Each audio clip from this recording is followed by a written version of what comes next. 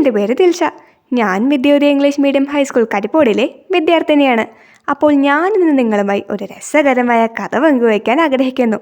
കഥയുടെ പേര് കിഞ്ചിലം കടുവയുടെ നെയ്യപ്പക്കൊതി. നെയ്യപ്പക്കാരൻ അയ്യപ്പൻകുട്ടിയുടെ വീട് പയ്യനാട്ടുകാടിനടുത്താണ്. അയ്യപ്പൻകുട്ടി എന്നും നല്ല ഒന്നാം തരം നെയ്യപ്പമുണ്ടാക്കും. എന്നിട്ടോ ദൂരെ ദൂരെയുള്ള ചന്തയിൽ കൊണ്ടുപോയി വിൽക്കും. ഒരു ദിവസം നെയ്യപ്പക്കാരൻ അയ്യപ്പൻകുട്ടി നെയ്യപ്പക്കുട്ടിയും തലയിൽ വെച്ച് പയ്യെ പയ്യെ കയ്യും വീശി പയ്യനാട്ടു ചന്തയിലേക്ക് പോവുകയായിരുന്നു. നടന്ന് നടന്ന് അയ്യപ്പൻകുട്ടി കാട്ടിലെത്തി. ആരാടാ അത്? പിന്നിൽ മുരൾച്ച കേട്ട് പാവം അയ്യപ്പൻകുട്ടി ഞെട്ടിപ്പോയി. കിഞ്ചലൻ എന്ന കടുവ കൊഞ്ചിക്കുഴഞ്ഞ് പുഞ്ചിരിക്കുന്നത് കണ്ട് അയ്യപ്പൻകുട്ടി അടിമുടി വിറച്ചുപോയി. വിശന്നിട്ട് വയ്യല്ലോ, നിന്നെ ഞാൻ തിന്നുമല്ലോ, കടുവ പറഞ്ഞു. അപ്പോൾ അയ്യപ്പൻകുട്ടി ധൈര്യം ഭാവിച്ചു പറഞ്ഞു, ഹിഹി കടുവാ ചേട്ടാ, വിശക്കുമ്പം തിന്നാനുള്ളതല്ലേ ഈ നെയ്യപ്പം?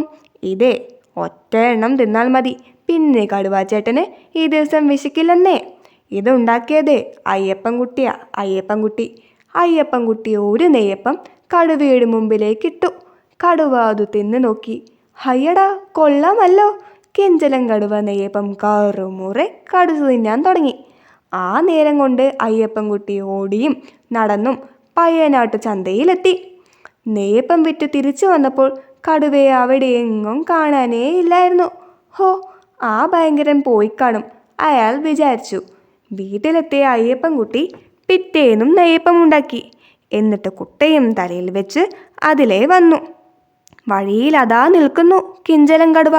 അവൻ പറഞ്ഞു, അയ്യപ്പൻകുട്ടി, പഞ്ചാരക്കുട്ടി, ഇന്നലത്തെ ഒരു നെയ്യപ്പം തിന്നിട്ട് എനിക്ക് ഒട്ടും മതിയായില്ല. അതുകൊണ്ട് ഇന്ന് എനിക്ക് 2 എണ്ണം തരണം. ഇല്ലെങ്കിലോ നിന്നെയും തിന്നും നെയ്യപ്പവും തിന്നും. അത് കേട്ട് അയ്യപ്പൻകുട്ടി പേടിച്ചു. 2 നെയ്യപ്പം കടുവയുടെ മുമ്പിലേക്കിട്ടു. അയാൾ നടന്നുപോയി. നെയ്യപ്പം വിറ്റ് വീട്ടിൽ തിരിച്ചെത്തിയ അയ്യപ്പൻകുട്ടി പിറ്റേന്നും നെയ്യപ്പം ഉണ്ടാക്കി. എന്നിട്ട് കുട്ടയും തലയിൽ വെച്ച് അതിലേ വന്നു. അന്നും വഴിയിൽ നിൽപ്പുണ്ട് കിഞ്ചലം കടുവ. അവൻ പറഞ്ഞു, അയ്യപ്പൻകുട്ടി, പഞ്ചാരക്കുട്ടി, ഇന്നലത്തെ 2 നെയ്യപ്പം തിന്നിട്ട് എനിക്ക് ഒട്ടും മതിയായില്ല. അതുകൊണ്ട് ഇന്ന് എനിക്ക് 3 എണ്ണം തരണം.